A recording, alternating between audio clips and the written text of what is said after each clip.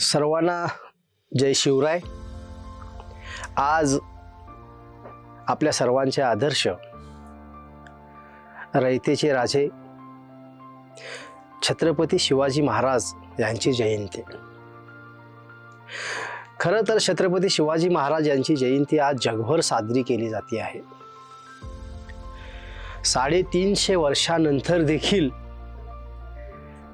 छत्रपती शिवाजी महाराज यांची जयंती साजरी करावी लागणं किंवा येत्या इतक्या मोठ्या उत्साहामध्ये जगभर ती जयंती साजरी केली जाणं, या सगळ्याचा अर्थ आपण कसा लावणार?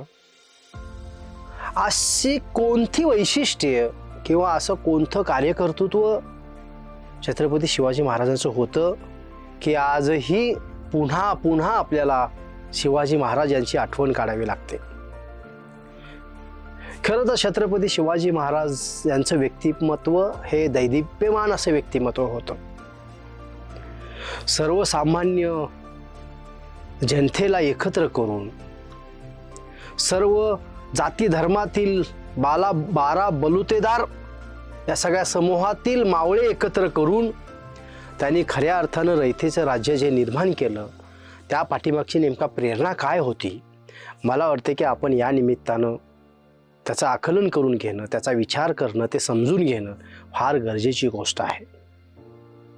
आज छत्रपती शिवाजी महाराज यांचे जे समतावादी, मानवतावादी, मानवी समाजाला पुढे घेऊन जाणारे जे विचार होते, ते विचार पुन्हा आपल्याला कसे आत्मसात करता येतील याचा मला वाटते की आपण पुन्हा नव्याने विचार केला पाहिजे। आज आपण एका प्रतिक्रांतीच्या उंबरठ्यावरती येऊन उभा आहोत। माणसं जाती जातीमध्ये विभागली गेली आहेत। अगदी सगळेच महामानव जाती जातीनं वाटून घेतलेले आहेत।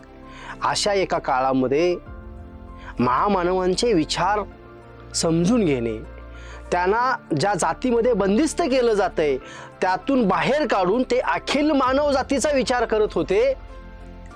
या पद्धतीचा विचार, त्यांचा वस्तुनिष्ठ विचार, त्यांचा वास्तववादी विचार लोकांमध्ये घेऊन जाण्याची गरज आहे असं मला वाटतं।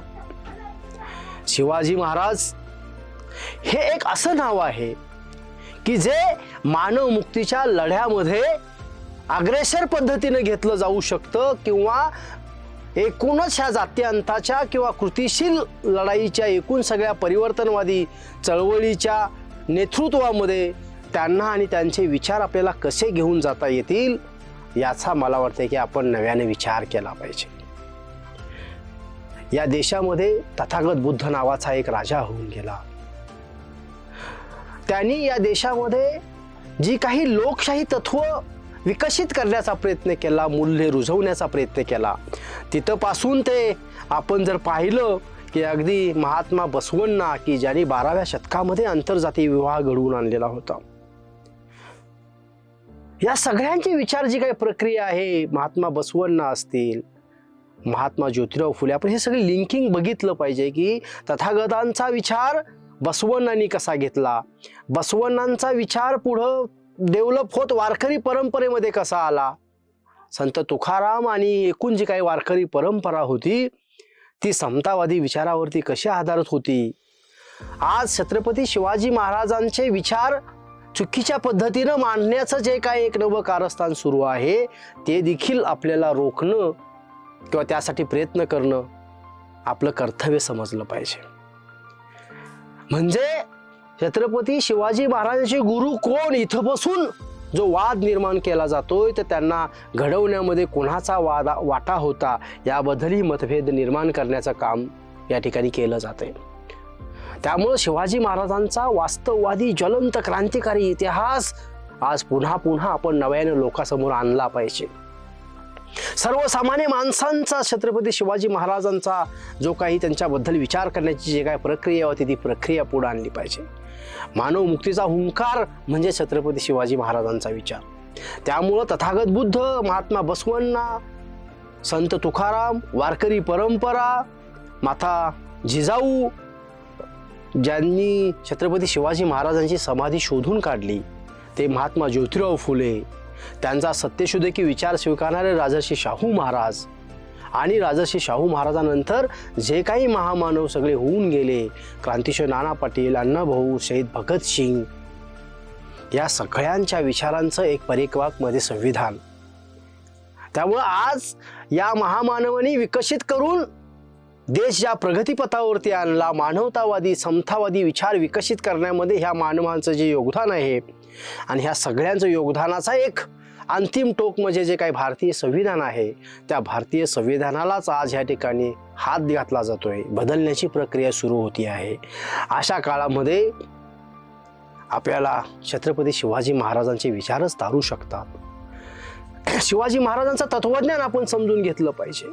छत्रपती शिवाजी महाराजांनी जे काही कार्यकर्तृत्व केलं म्हणजे किल्ले बांधले, लढाया केल्या, पण याहीपेक्षा छत्रपती शिवाजी महाराजांबद्दल आपण हे समजून घ्यायचा प्रयत्न केला पाहिजे की शेतीबद्दल त्यांचं काय धोरण होतं, लढाईचं तत्वज्ञान किंवा लढाईची जी काही रणनीती ती काय होती, कायद्याबद्दलचं त्यांचं आकलन काय होतं, कायदा त्यांनी कशा पद्धतीने प्रस्थापित करण्याचा प्रयत्न केलेला आहे, सर्वसामान्य माणसाच्या न्यायाची भूमिका त्यांनी काय घेतलेली आहे, किंवा एकूण पर्यावरणाबद्दल त्यांचं काय मत होतं, धरणं बांधण्याबद्दल, पाण्याबद्दल, पाण्याच्या नियोजनाबद्दल, या सगळ्या जे काही मानवी समाजाला लागणारे जे काही वेगवेगळ्या संस्थात्मक घटक आहेत त्याबद्दल शिवाजी महाराजांची रणनीती काय होती, धोरणं काय होती.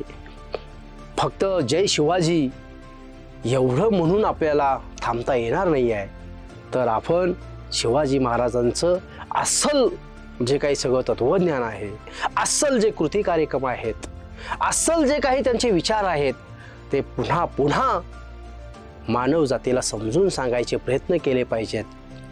मला वाटतं हेच शिवाजी महाराजांना अभिवादन करण्यासारखं असणार आहे. शिवाजी महाराजाची आठवण काढणं म्हणजे नेमकं काय, तर शिवाजी महाराजाचे विचार समजून घेणे. शिवाजी महाराजांची आठवण काढणं म्हणजे काय, तर त्यांचं शेतीबद्दलचं धोरण काय होतं हे समजून घेणं. शिवाजी महाराजांची आठवण काढणे म्हणजे काय, तर ते इथल्या सगळ्या ज्या काही आपल्या राज्यामधल्या स्त्रिया होत्या त्या स्त्रियाबद्दल त्यांनी काय भूमिका घेतलेली आहे हेही समजून घेणं गरजेचं आहे. शिवाजी महाराजांची आठवण काढणं म्हणजे नेमकं काय करणं, तर त्यांनी आपलं राज्य कसं उभं केलं, सर्वसामान्य रयतेला उभा कशा पद्धतीनं केलं, त्यांचं आणि त्यांचं नातं काय होतं, रयत ही शिवाजी महाराजांसाठी कशा पद्धतीनं अगदी जीव द्यायला रणांगणामध्ये उतरायला तयार होती, असं काय होतं, अशी काय एक वेगळं मिश्रण किंवा एक असं काय वेगळं शिवाजी महाराजांमध्ये होतं ते समजून घेऊन आज ते आपल्याला कसं लागू करता येईल. आजच्या ज्या काही समाजामध्ये जे काही प्रश्न तयार झालेले आहेत, बेकारीचा प्रश्न असेल, जातीमध्ये लोक सगळे जाती घट्ट होण्याचा प्रश्न असेल, धर्माच्या नावावर दंगल घडवून आणणं किंवा धर्माच्या नावानं माणसं काय म्हणतोय की त्यांच्यामध्ये द्वेष पेरण्याचं जे काही काम चालू आहे. शिवाजी महाराज हे सर्वधर्मीय होते, ते कुठल्या तरी एका धर्माला विरोध करत होते. अशा पद्धतीनं एक चुकीचं जे काही चित्रण आज निर्माण केलं जातं आहे. मला असं वाटतं की शिवाजी महाराजांना ह्या सगळ्या शत्रूच्या तावडीमधनं माणसांच्या विकासाच्या विरोधामध्ये काम करणाऱ्या ह्या फलटणमधनं बाहेर काढणं खूप गरजेचं आहे. तर छत्रपती शिवाजी महाराज हे मानवमुक्तीच्या क्रांतीचा हुंकार होतील. मानवमुक्तीच्या क्रांतीचा हुंकार होत असताना इथल्या दबलेल्या पिचलेल्या सर्वसामान्य माणसांचा ते एक आदर्श होतील. आदर्श आहेतच, पण आणखी त्याच्यामध्ये गती येईल एवढंच मला वाटतं की या निमित्ताने मी बोलावं. धन्यवाद. पुन्हा एकदा या शिवजयंतीच्या आपल्या सर्वांना सदिच्छा. धन्यवाद.